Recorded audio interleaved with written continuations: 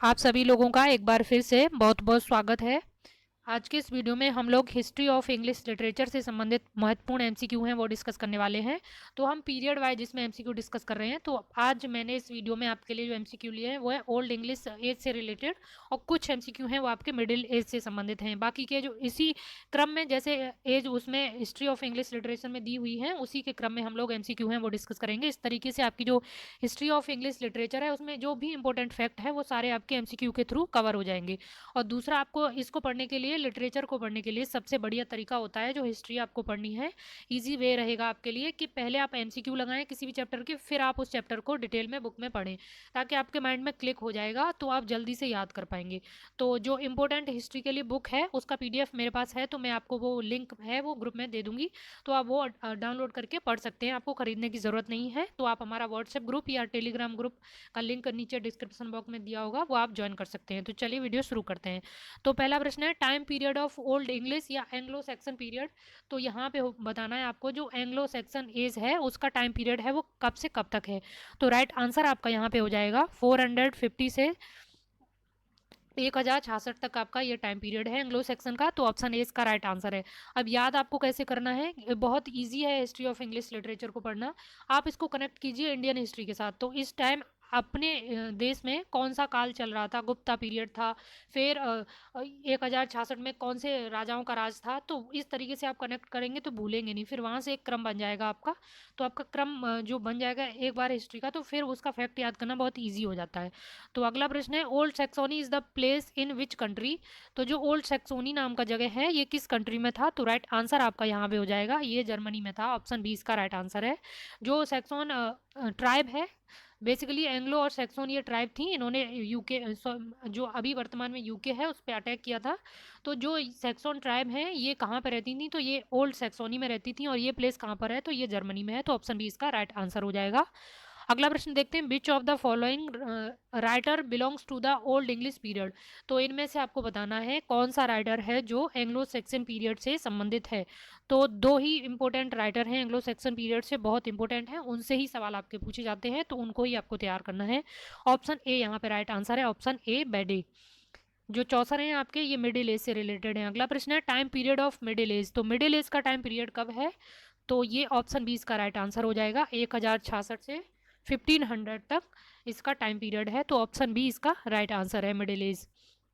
अगला प्रश्न देखते हैं, मिडिल एज डिवाइडेड इनटू। तो मिडिल एज है वो कितने सब कैटेगरी में डिवाइड किया गया है उसको, तो ये आपको बताना है। तो राइट आंसर आपका यहाँ पे हो जाएगा 3 कैटेगरी, ऑप्शन ए। 3 कैटेगरी में मिडिल एज को डिवाइड किया गया है, जिसमें 1066 से लेके 1340 तक है, जिसे अर्ली मेडवल या एंग्लो नॉर्मेंडी पीरियड कहते हैं। फिर सेकंड पार्ट है आपका एज ऑफ चौसर, तो ये 1340 से 1400 तक है। और जो थर्ड पीरियड है आपका लेट मिडिल या 15th सेंचुरी, और जिसको बैरन एज ऑफ इंग्लिश लिटरेचर भी कहा जाता है। ये अक्सर यहाँ से एक ही सवाल आ जाता है, थर्ड पीरियड जो है मिडिल एज का सब कैटेगरी थर्ड वाली जो है उसमें से सवाल आता है, which of the following age is known as a barren age of English literature. तो राइट आंसर हो जाएगा लेट मिडिल या 15th सेंचुरी।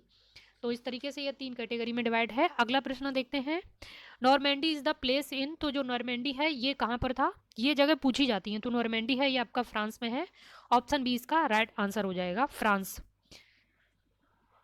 अगला प्रश्न है, incident of war of Hastings related to. तो जो ये वार ऑफ हेस्टिंग्स है ये पूछा जाता है, तो ये किस पीरियड से रिलेटेड है। तो राइट आंसर आपका यहाँ पे हो जाएगा middle age, option a middle age. जो अर्ली मिडिल एज है ना, अर्ली मेडोल है, जो एंग्लो नॉर्मेंडी पीरियड है उसी से रिलेटेड है ये वार ऑफ हेस्टिंग्स। तो ऑप्शन बी इसका राइट आंसर है। अगला प्रश्न देखते हैं, who was the Duke of Normandy. ये भी सवाल पूछा जाता है, तो ऑप्शन ए इसका राइट आंसर है। ड्यूक ऑफ नॉर्मेंडी किसे किसे कौन था, तो ऑप्शन ए इसका राइट आंसर हो जाएगा, विलियम।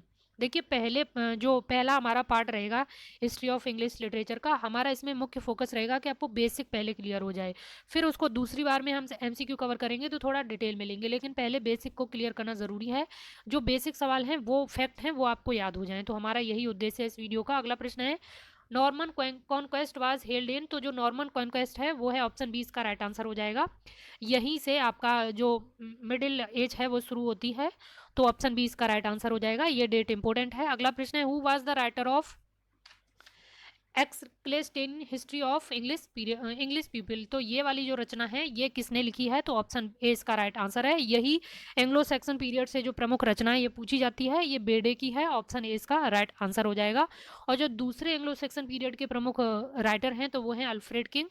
विलियम है ये आपके ड्यूक ऑफ नॉर्मेंडी थे, और जो मिडिल एज से रिलेटेड है। अगला तो आज के वीडियो में हम इतने ही एमसीक्यू डिस्कस करेंगे, और फिर आपके लिए आगे के जो पीरियड है उसी से रिलेटेड हम एमसीक्यू बनाएंगे, ताकि एक बार आपका जो बेसिक है हिस्ट्री का वो क्लियर हो जाए। उसके बाद आप हिस्ट्री ऑफ इंग्लिश लिटरेचर की कोई बुक पढ़ना, फिर उससे रिलेटेड जो इससे अलग जो आपके लिए जो फैक्ट हैं उसको आप अपनी कॉपी में नोट करते जाना। इस तरीके से आपको फैक्ट याद करना, और एक क्रम हिस्ट्री में किसी भी हिस्ट्री को पढ़ने के लिए, चाहे इंडियन हिस्ट्री हो चाहे कोई किसी भी देश की हिस्ट्री हो, उसमें एक क्रम को याद करना ज़रूरी होता है। इसलिए आपको कम डेट याद करनी पड़ती है। तो हमारा यही फोकस है, आपको पूरा क्रम इसका याद हो जाए। और हम लोग 10 जो मॉक टेस्ट हैं फुल लेंथ, जिसमें 125 प्रश्न होंगे, 125 प्रश्न के वो शुरू करने जा रहे हैं। उसके लिए हमने एक टेलीग्राम ग्रुप है वो बनाया है। तो उसमें जैसे ही 200 स्टूडेंट क्रॉस हो जाएंगे तो हम ये मॉक टेस्ट हैं 10 जो वो एकदम फ्री में आपको पीडीएफ मिलेगी, और उसके आंसर आपको हमारे टेलीग्राम चैनल पर, सॉरी यूट्यूब चैनल पर मिल जाएंगे, लेकिन पीडीएफ आपको एकदम फ्री में मिल जाएगी। लेकिन जैसे ही उसमें 200 क्रॉस हो जाएंगे तब हम ये 10 जो टेस्ट पेपर है मॉक टेस्ट वो शुरू करेंगे। किसी भी एग्जाम को क्लियर करने के लिए मॉक टेस्ट बहुत ज़रूरी होते हैं, और जितने ज़्यादा एमसीक्यू लगाएंगे, जितने ज़्यादा मॉक टेस्ट देंगे, उतना ही आपको अपने ऊपर कॉन्फिडेंस आएगा, और आपको लगेगा कि हमारा इतना जो सिलेबस है वो कवर हो गया। इसलिए टेस्ट पेपर और एमसीक्यू लगाना बहुत ज़रूरी है। पहले एमसीक्यू पढ़ो एक बार, फिर उसका चैप्टर पढ़ो, फिर से एमसीक्यू लगाओ, यही एक बढ़िया तरीका है। तो जैसे ही उस ग्रुप में 200 क्रॉस होते हैं तो 10 जो मॉक टेस्ट हैं वो आपके लिए फ्री में हो जाएंगे। तो आप उस ग्रुप का लिंक है वो शेयर ज़रूर करें, और उस वीडियो को लाइक करें और शेयर भी ज़रूर करें, और चैनल को सब्सक्राइब ज़रूर कर लें, क्योंकि अगर आप सब्सक्राइब करेंगे तो उससे हमको मोटिवेशन मिलता है, ताकि हम आपके लिए वीडियो आपके लिए आगे भी लाते रहें। Thank you.